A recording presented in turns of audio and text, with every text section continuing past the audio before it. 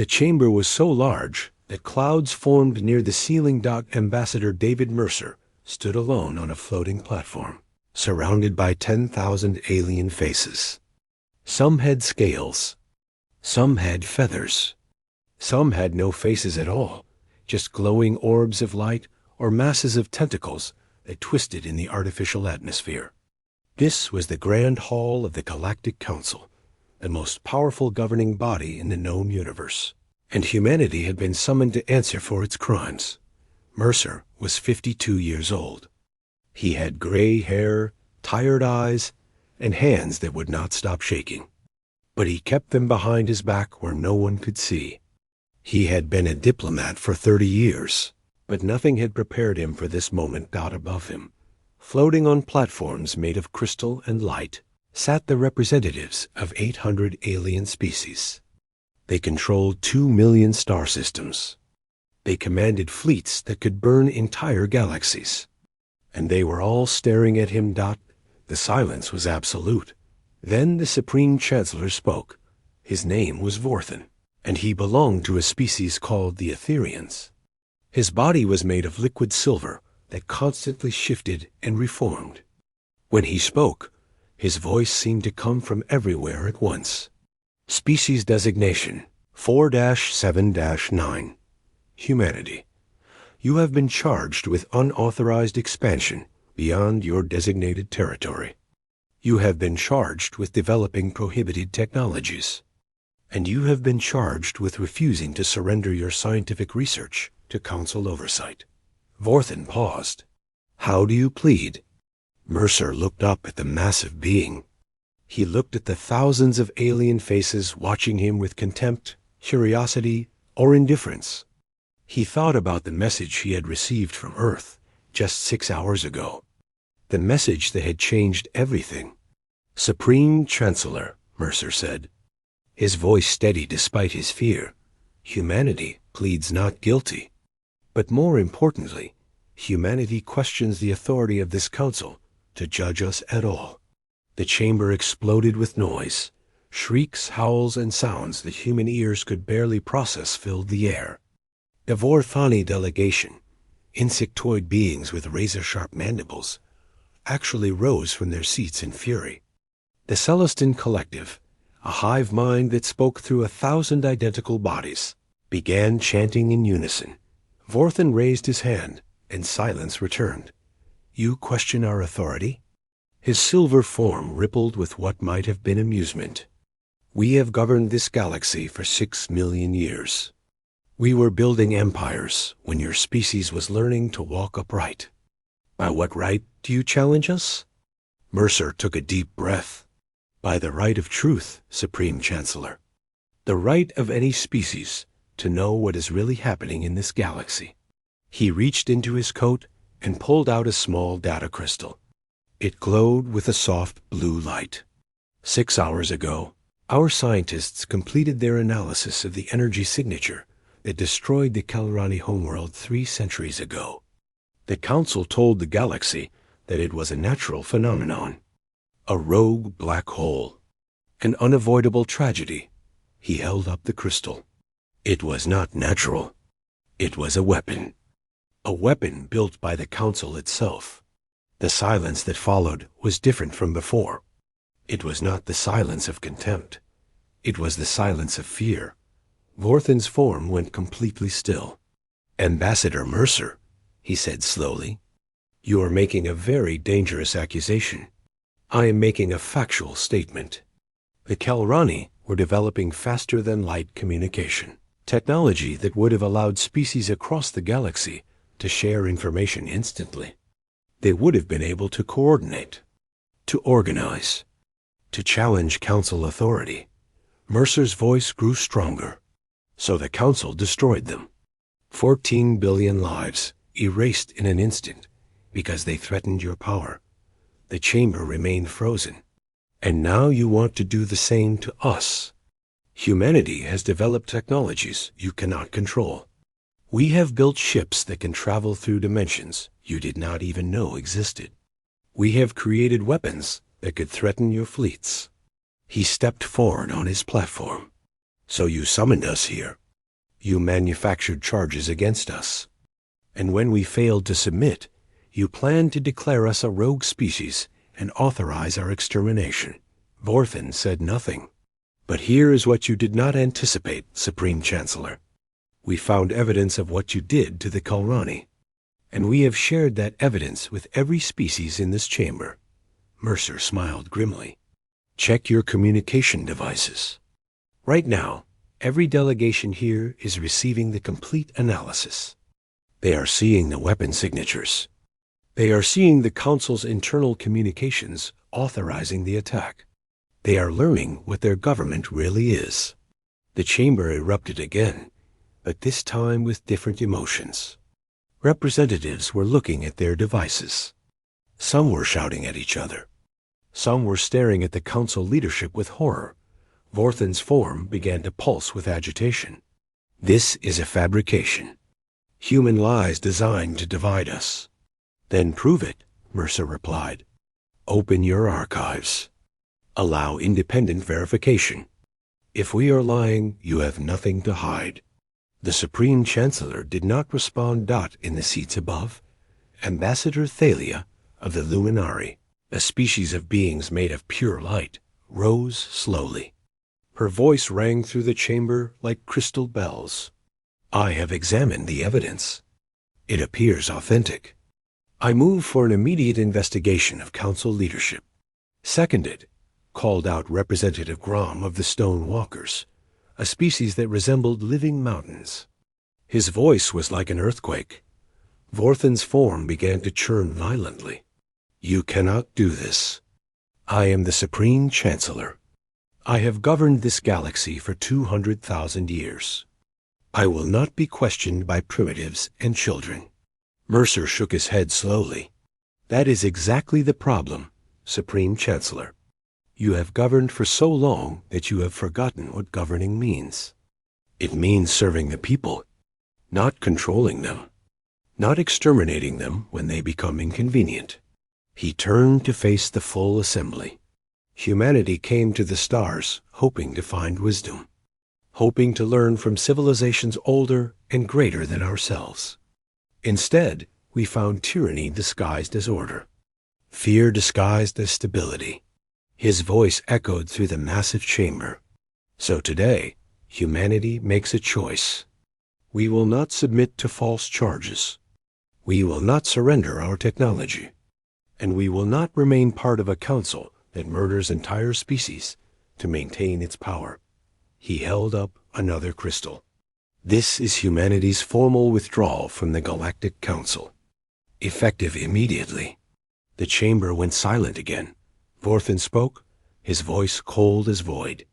If you leave this chamber, Ambassador, you will be declaring war on the entire galaxy. Every fleet will be authorized to attack human vessels. Every human colony will be designated for pacification. Your species will be hunted to extinction. Mercer looked up at him. Perhaps, but the galaxy now knows what you are. And when other species start asking questions, when they start investigating their own histories, when they discover what else you have hidden, he turned toward the exit. Then you will have a much bigger problem than humanity. David Mercer walked out of the Grand Hall alone. Behind him, chaos was beginning to spread through the greatest governing body the galaxy had ever known. And somewhere in the depths of space, humanity's hidden fleet began to move. 3 days after Ambassador Mercer walked out of the Grand Hall, the Council made its move. Admiral Helena Cross stood on the bridge of the starship Endurance, watching her tactical display with growing dread. 400 Council warships had just appeared at the edge of Earth's solar system. They formed a perfect sphere around the sun, blocking every escape route, every trade lane, every path to freedom. The blockade had begun. Cross was 48 years old, with short dark hair and the calm expression of someone who had faced death many times. She had commanded Earth's defense fleet for 12 years. Building it from a handful of patrol vessels into a force of 60 warships. It had seemed impressive at the time. Now, looking at 400 enemy vessels. She understood how small humanity really was. "Report," she ordered, her tactical officer. A young man named Pavel swallowed hard. "The Council fleet is holding position at the outer boundary. They have not fired, but their weapons are charged. We are receiving a transmission from the flagship. Put it through." The main screen flickered, and the face of a Vorthani appeared. Its insectoid features were impossible to read, but its voice dripped with contempt. "Humans, you have 12 standard hours to surrender your fleet, your weapons, and your scientific research. If you comply, you will be relocated to a designated reservation planet. Your population will be reduced to sustainable levels. Your technology will be confiscated." The alien paused. "If you refuse, your species will be erased from existence. Every human colony will be destroyed. Every human vessel will be hunted down. Your homeworld will be turned to glass." The transmission ended. Cross stared at the blank screen for a long moment. 12 hours, she said quietly. "They gave us 12 hours. Pavel looked at her. "Admiral, what do we do? We cannot fight 400 warships. Even with our new technology, the numbers are too overwhelming." Cross turned to face him. "We do not need to fight them, Lieutenant. We just need to survive long enough for the plan to work." She walked to her command chair and opened a channel to Earth. "Ambassador Mercer, this is Admiral Cross. The blockade is in place. They have given us 12 hours. Mercer's voice came back immediately. "Understood, Admiral. Proceed with Phase 2. We need to buy time." "How much time?" There was a pause. "As much as you can give us. The evidence is spreading through the galaxy faster than we expected. 3 more species have announced they are demanding an investigation of Council leadership. But Vorthan is trying to shut down communications before the truth reaches everyone." Cross nodded slowly. "Then we will give you time." Cross out. She turned back to her bridge crew. "Listen carefully. We are not going to surrender. We are not going to run. And we are not going to die. What we are going to do is show the Council something they have never seen before." She smiled grimly. "We are going to show them what happens when you corner humanity." The next 6 hours were a masterpiece of preparation. Earth's defense grid came online. A network of orbital platforms, satellite weapons, and ground-based installations that had been secretly upgraded over the past decade. The Council knew about some of these defenses, but they did not know about the dimensional technology that powered them at the same time. Humanity's colony worlds began their own preparations. Messages were sent through channels the Council could not monitor. Ships were repositioned. Resources were hidden, and deep beneath the surface of Mars, in a facility that officially did not exist, Dr. Elias Ward made his final calculations. Ward was the architect of humanity's secret weapons program. He was 61 years old, thin and pale from decades spent underground, with eyes that burned with the intensity of a man who had dedicated his life to a single purpose. That purpose was simple: ensure that humanity could never be exterminated. "The system is ready," he announced to his team. "When the Admiral gives the order, we can activate the dimensional barriers." His assistant, a young woman named Rosa, looked at him with concern. "Doctor, are you sure this will work?" "We have never tested the system at full scale. We have no choice. If the Council attacks Earth, millions will die before we can respond. The barriers will buy us time to counterattack." Rosa nodded slowly. "And after that? Even if we survive the first battle, we cannot fight the entire galaxy forever." Ward turned to look at her. "We do not need to fight forever. We just need to fight long enough for the truth to spread. Right now, species across the galaxy are learning what the Council really is. Some will be afraid. Some will deny it. But some will believe." He paused. And when enough of them believe, the Council will have a rebellion on its hands. They cannot fight us and suppress a galactic uprising at the same time. They will have to choose. Rosa was quiet for a moment. You think they will choose to let us go? No. I think they will choose to crush us quickly, before the rebellion can grow. Which means we need to be ready for the hardest fight humanity has ever faced. He turned back to his console. Get the system online. We do not have much time. Back in space, Admiral Cross watched the countdown on her display. 6 hours had passed. The Council fleet had not moved, but their weapons were still charged. They were waiting for humanity's answer. Cross opened a channel to the enemy flagship. Council fleet, this is Admiral Helena Cross of Earth Defense Command. I am authorized to respond to your ultimatum. The Vorthani commander appeared on screen again. We are listening. What is your answer? Cross straightened in her chair. Humanity's answer is this. We will not surrender. We will not submit. And we will not allow ourselves to be erased from existence by a corrupt government that murders entire species to maintain its power. The aliens. Mandibles clicked with what might have been. Anger. Then you have chosen extinction. We have chosen freedom. There is a difference. Cross leaned forward. But before you attack, Commander, I want you to consider something. You have 400 warships. We have 60. By every measure, you should win easily. She paused. But your council has been in power for 6 million years, because you have never faced a species like us. You have never fought beings who would rather die than submit. You have never seen what humans can do when they have nothing left to lose. Her voice hardened. So ask yourself, are you really ready to find out? The Vorthani stared at her for a long moment. Then it cut the transmission. Cross turned to her crew. They will attack within the hour. All ships, prepare for combat. And remember, we are fighting for more than just ourselves. We are fighting for every species the Council has ever crushed. Every civilization they have ever destroyed. Every voice they have ever silenced. She sat back in her chair. Today, we show the galaxy that tyrants can be challenged, that empires can fall, that no power, no matter how ancient, is truly invincible. The fleet moved into defensive formation dot and across the solar system.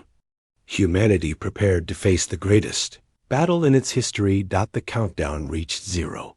The Council fleet began its advance, and in the void between stars, the disaster that would change the galaxy forever was about to begin. The first plasma bolt crossed the void at nearly the speed of light. Admiral Cross watched it approach on her tactical display. A bright streak of death heading straight for Earth. Behind it came 1,000 more. The opening barrage of a fleet that intended to burn humanity out of existence. Activate the barriers, she ordered. Deep beneath Mars. Dr. Ward pressed the final command. The dimensional barrier system came online. It was not a shield in any conventional sense. The Council had shields, energy barriers that absorbed or deflected incoming fire. This was something entirely different. This was a tier in the fabric of reality itself, a boundary between dimensions that nothing physical could cross. The plasma bolts reached the barrier and simply vanished, not deflected, not absorbed, erased from existence. On the Council flagship, the Vorthani commander stared at his tactical display in disbelief. What happened? Where did our weapons fire go? His science officer, a being with 6 arms and 3 heads, examined the readings frantically. Commander, the humans have created some kind of dimensional rift. Our weapons are being transported to another plane of existence. We cannot hit them. Then we will advance and use close-range weapons. They cannot maintain such a barrier forever. The Council fleet surged forward, but Admiral Cross had anticipated this. As the enemy ships closed the distance, Humanity's hidden fleet emerged from dimensional space behind them. 120 warships appeared where there had been nothing a moment before. They were humanity's true military force, vessels that had been hidden in pocket dimensions for years. Waiting for this exact moment, the Council fleet was surrounded. All ships. Fire at will, Cross commanded. Humanity's weapons were different from anything the galaxy had seen. They did not fire plasma or missiles. They opened small dimensional rifts directly inside enemy vessels, transporting critical components to the void between realities. Reactor cores vanished. Life support systems disappeared. Navigation computers were simply removed from existence. In the first 60 seconds. 47 Council ships went dark. The Vorthani commander screamed orders at his fleet, trying to reorganize, trying to understand what was happening. But human tactics moved faster than he could adapt. Target their command ships, Cross ordered. Break their coordination. Another 30 vessels fell, then 50 more. The Council fleet was collapsing, but it was not a complete victory. The enemy still outnumbered humanity, and their weapons, when they managed to fire through gaps in the dimensional barriers, were devastating. The human ship Resolute took a direct hit and broke apart. The Vigilant lost its engines and began drifting toward the sun. The Pioneer was boarded by Vorthani, shock troops, and had to be scuttled to prevent capture. Admiral Cross watched her losses mount with grim determination. Hold the line. Every minute we survive is a minute the truth spreads further. The battle raged for 3 hours. When it was over, the Council fleet had been reduced to 91 vessels. Humanity had lost 34 ships and over 4,000 people, but Earth was still standing, and across the galaxy, billions of beings were watching. The Council had broadcast the battle, intending to show the destruction of an upstart species. Instead, they had shown something very different. They had shown that the mighty Galactic Council could be fought, that their invincible fleets could be defeated, that the ancient order was not as unstoppable as everyone had believed. On 100 different worlds, species that had lived in fear began to whisper questions. On 1,000 more, governments that had blindly followed Council orders began to reconsider their loyalty. The first cracks in the Empire had appeared. Ambassador. Mercer received the news in his bunker on Earth. He had watched the battle on monitors, helpless to do anything but pray. Now, as the surviving Council ships retreated to regroup, he allowed himself a moment of relief. Then his communication console lit up. Ambassador, we are receiving transmissions from 17 different species. They are requesting direct contact with Earth. They want to know more about the evidence against the Council. Mercer sat up straighter. Which species? The Luminari, the Stone Walkers, the Void Swimmers, the Crystal Singers. The list is still growing. Ambassador Thalia of the Luminari is asking for an immediate conference. Mercer smiled for the first time in days. Connect me to Ambassador Thalia, and prepare a secure channel for all incoming requests. This is exactly what we hoped would happen. Within hours, Earth was in communication with dozens of alien civilizations. The evidence of Council atrocities was being examined, analyzed, and shared. Species that had been conquered, marginalized, or threatened by the Council were finding common cause with humanity. A coalition was beginning to form. But Supreme Chancellor Vorthan was not finished. In the Grand Hall of the Galactic Council, now half empty as delegations withdrew or demanded investigations. The silver being addressed as remaining loyalists. The humans have won a battle. They have not won the war. We have resources they cannot imagine. Fleets they have not yet seen. Weapons that can destroy entire star systems. His form churned with barely contained rage. They believe they have exposed our secrets. They believe the galaxy will rise against us. But they underestimate how much fear we have cultivated over 6 million years. He turned to face his war council. We will not attack Earth again directly. We do not need to. Instead, we will attack their allies. Every species that stands with humanity will be punished. Every world that offers them support will burn. A Celestin voice spoke from the hive mind delegation. Supreme Chancellor, such actions will only prove the humans correct. We will be confirming their accusations. It does not matter. Once the rebellious species are crushed, there will be no one left to oppose us. History is written by the victors. We will simply rewrite it. He raised his hand. Prepare the extinction fleet. Target the luminary homeworld first. They were the first to support the humans. They will be the first to die. The extinction fleet was a nightmare-given form, that it had not been used in 4 million years, not since the chronology wars had nearly destroyed the galaxy. It consisted of weapons that could tear holes in reality, devices that could age entire planets to dust in seconds, and bombs that could collapse stars into black holes. The Council had sworn never to use it again. But Vorthen was beyond reason, now 2 days after the Battle of Earth. The extinction fleet launched toward Luminary Prime, and humanity, still recovering from its own battle, realized that the war had only just begun. Ambassador Thalia received the news with quiet horror. They are sending the extinction fleet, she said, her light form flickering with distress. My people have no defense against such weapons. We will all die. Mercer stood beside her, his face pale. Then we have to stop them. Admiral Cross, how quickly can we reach Luminary Prime? Cross shook her head. Even with dimensional travel, it will take us 4 days. The extinction fleet will arrive in 3.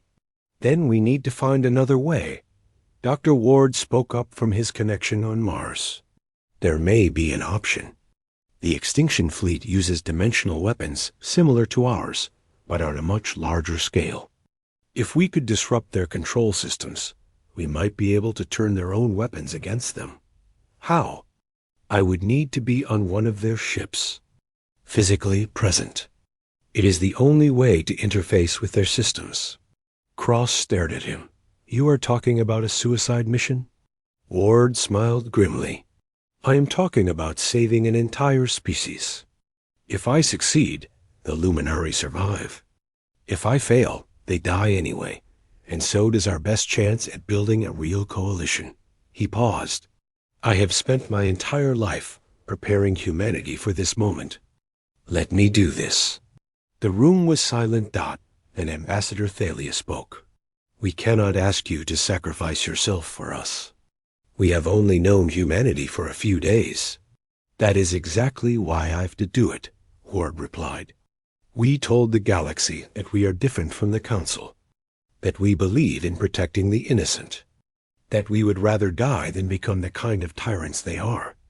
His voice strengthened. If we let the Luminari burn, everything we said was a lie.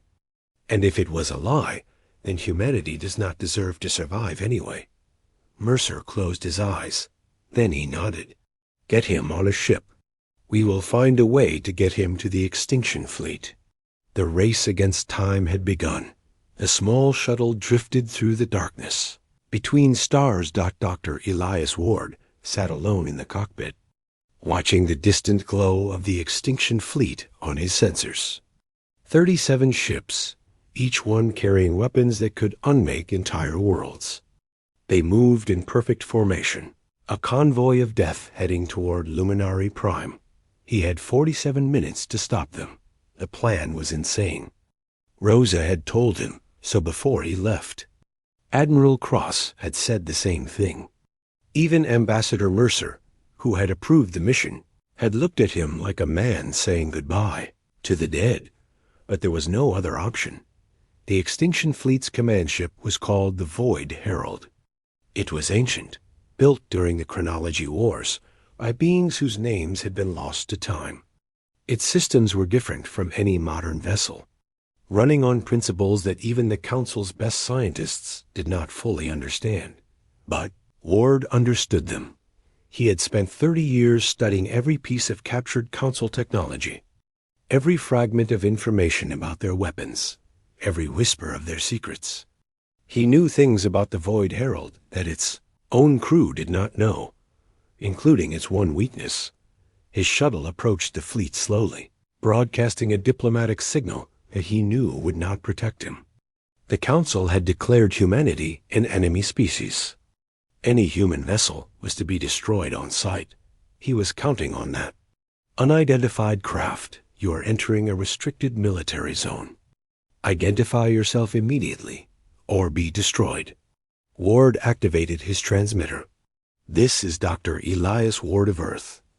I am carrying intelligence that Supreme Chancellor Vorthen will want to see personally. I request permission to board the Void Herald. Silence. Then a different voice, cold and ancient. What intelligence?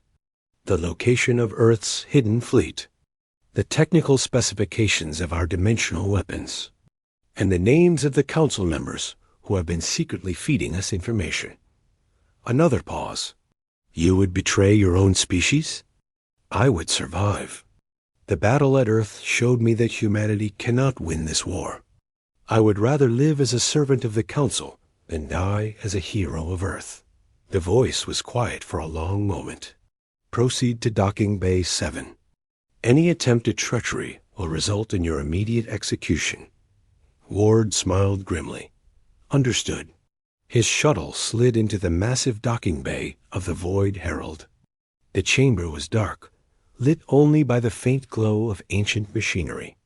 Armored figures waited for him, creatures in black suits that hid their species, their identities, everything about them. Ward stepped out of his shuttle with his hands raised. I am unarmed. Take me to whoever is in charge. They did not speak. They simply surrounded him and marched him through corridors that seemed to stretch into infinity. The Void Herald was larger than any ship Ward had ever seen, a labyrinth of chambers and passages that had been accumulating for millions of years. Finally, they reached the command center. A being of pure shadow sat on a throne at the center of the room. It had no face, no features, just a darkness so complete that it seemed to absorb the light around it. This was the commander of the Extinction Fleet, a creature so old that it had forgotten its own name. Human, it said, and its voice was like the whisper of dying stars. You claim to have information for us. Speak. Ward lowered his hands. I lied, the shadow being tilted its head. What? I have no intelligence to share, no secrets to sell. I came here for one reason only. He reached into his jacket. The guards raised their weapons, but Ward did not pull out a gun. He pulled out a small device, no larger than his palm, covered in symbols that glowed with a soft golden light. Do you know what this is? He asked. The Shadow Commander went very still. That is impossible. That technology was destroyed after the Chronology Wars.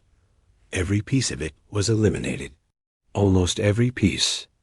The Kalrani had one, hidden in a vault beneath their homeworld. When the Council destroyed their planet, they thought it was lost forever. But fragments survived in the debris field. Fragments that humanity found.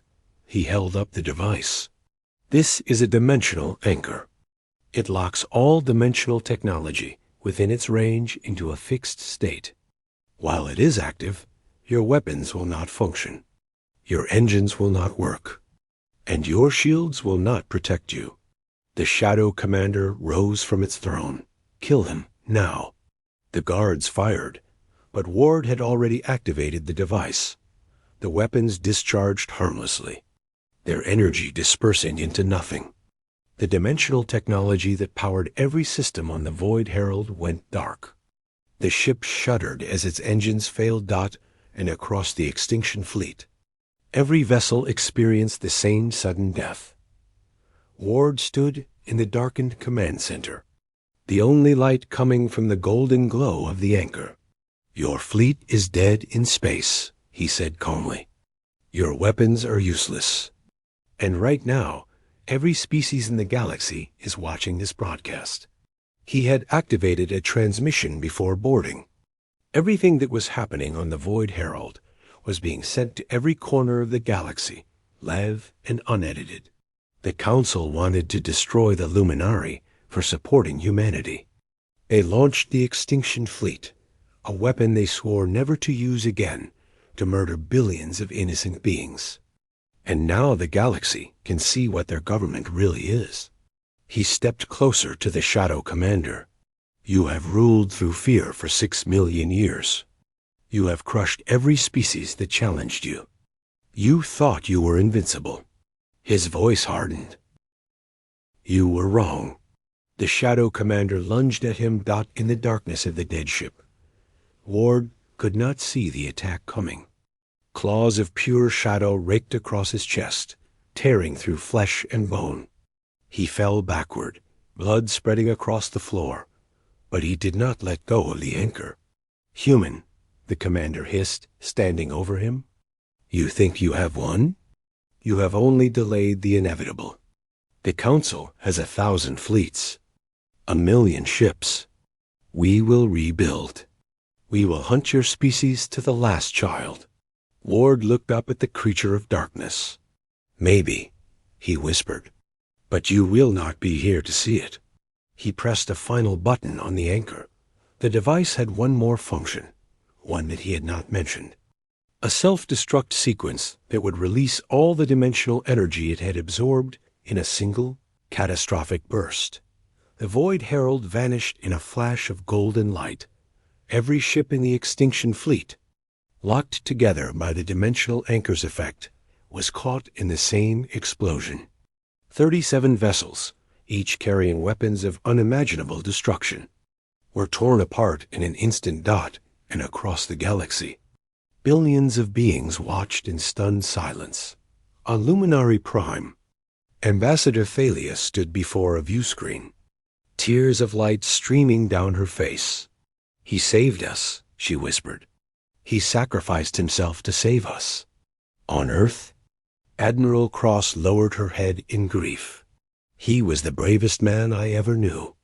In the Grand Hall of the Galactic Council, Supreme Chancellor Vorthan stared at the footage of his Extinction Fleet's destruction.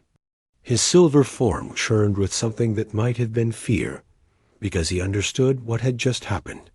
A single human had destroyed the Council's most powerful weapon. A single human had proven that the ancient order could be challenged. A single human had shown the galaxy that tyranny could be defeated.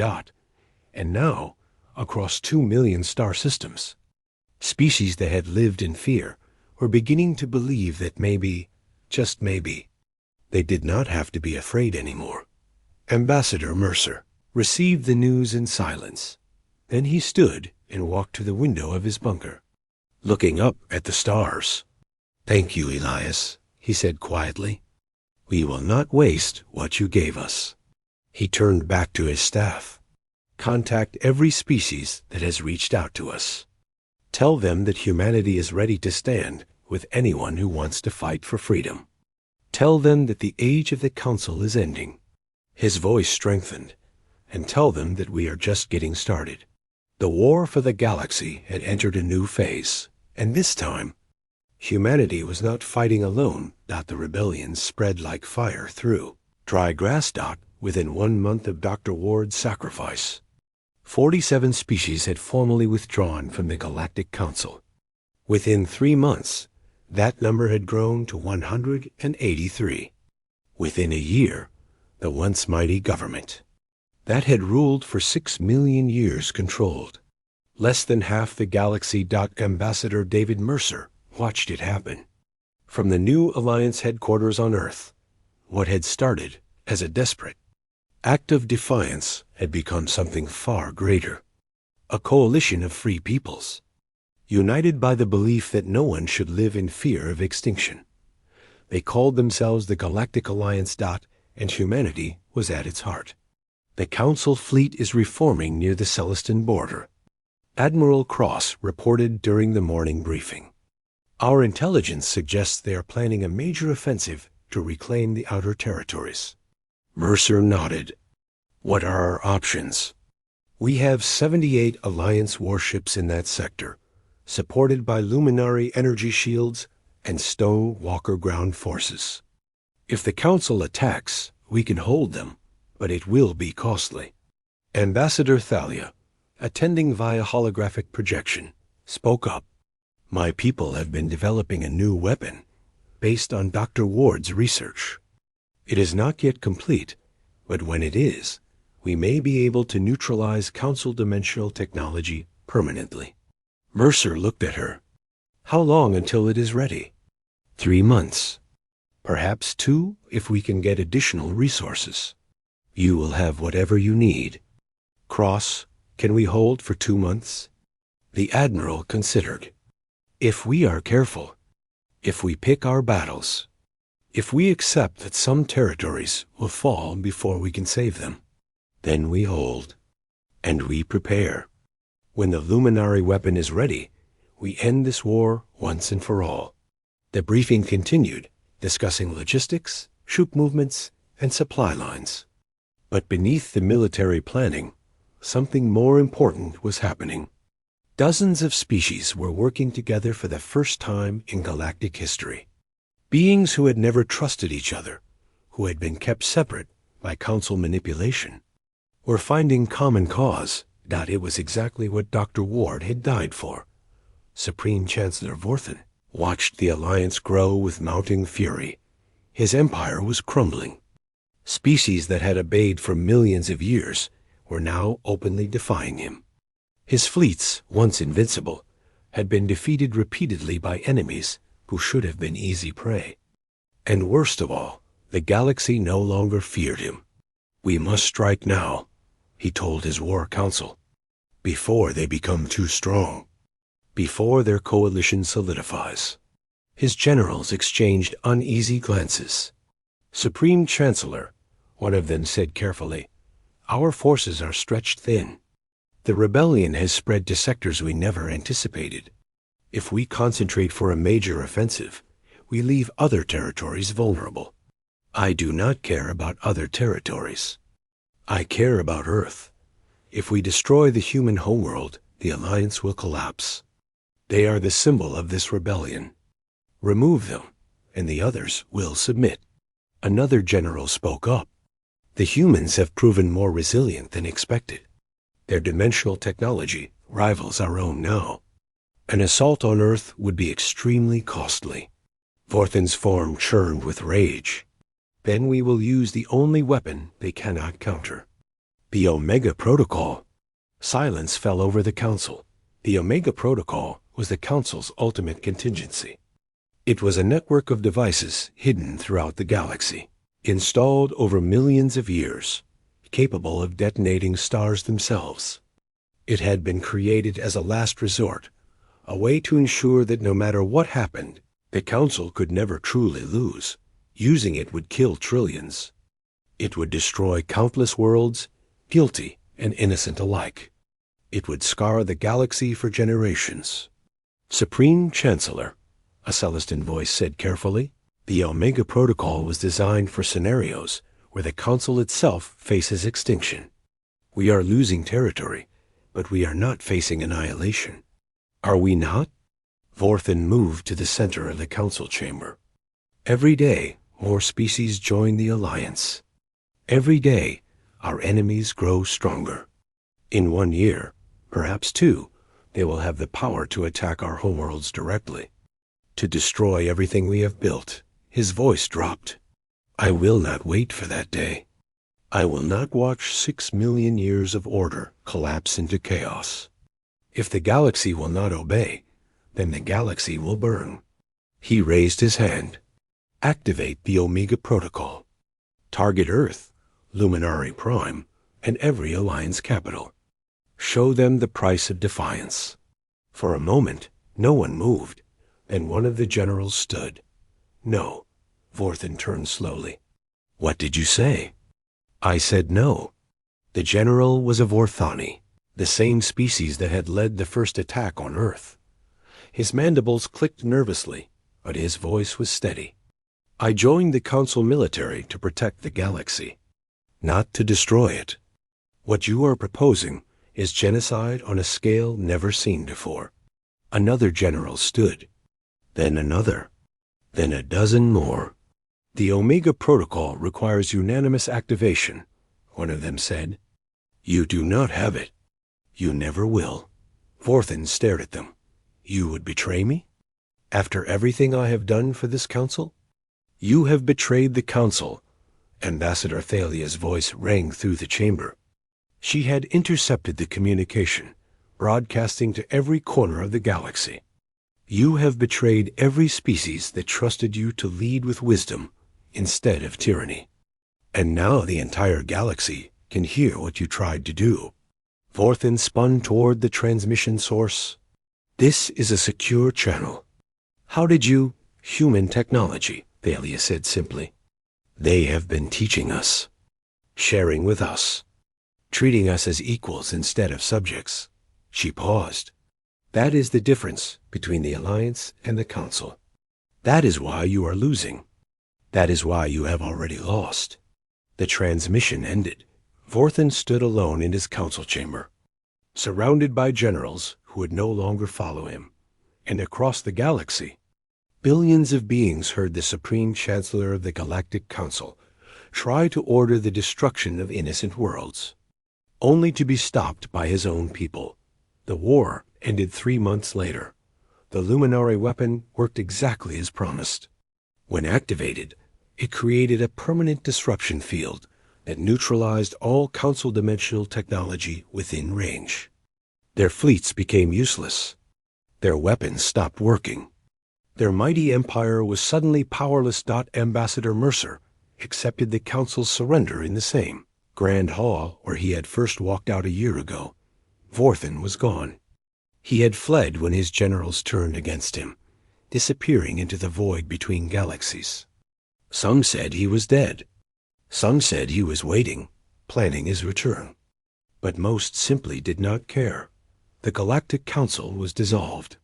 In its place, a new government was established, one with representatives from every species, with term limits for leadership positions, and with protections against the kind of tyranny that had nearly destroyed everything.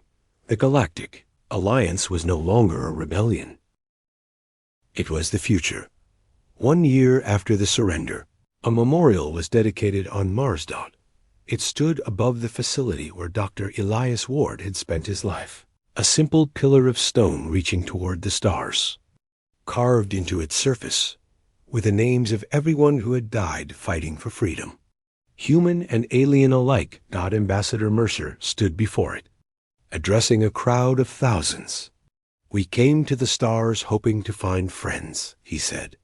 Instead, we found an empire that saw us as nothing more than insects to be crushed. They underestimated us. They underestimated all of us. He looked at the gathered faces.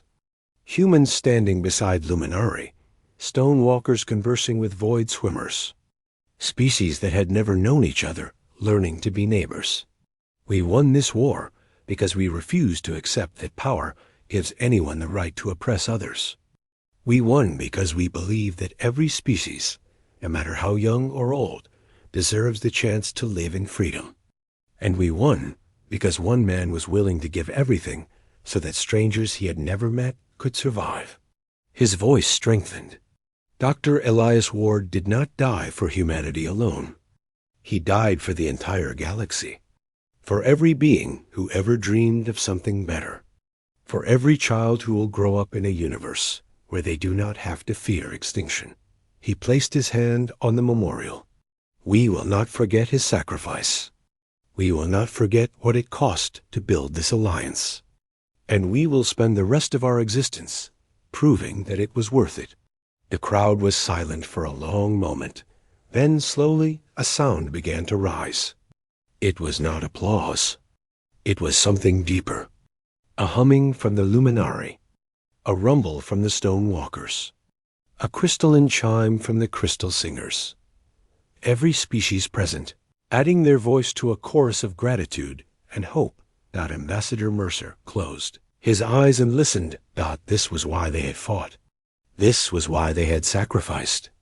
This was what humanity had walked away from the council to build. A galaxy where no one had to walk alone. The war was over. The future had begun. And somewhere among the stars, the memory of a man who had given everything burned as bright as any sun. A reminder that even in the darkest night, a single light could change everything.